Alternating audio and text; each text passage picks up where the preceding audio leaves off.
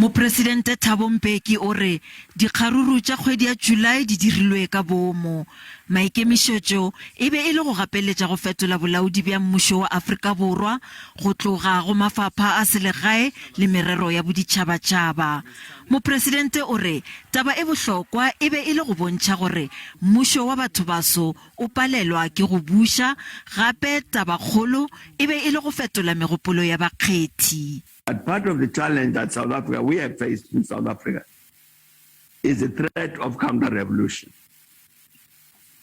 The people who led that process of July 2021 are exactly this kind of people who do not want this democracy to succeed.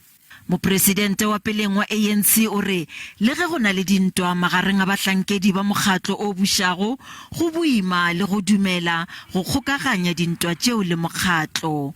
As a deliberate, conscious intervention.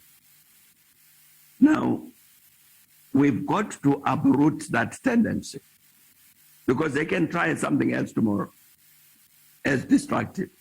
Mbeki o dirile boipiletšo go baetapele ba dipolitiki le makala a molao le ba lefapha la mahlale a bohlodi go šoma mmogo go fediša ditiragalo tše sa lokago.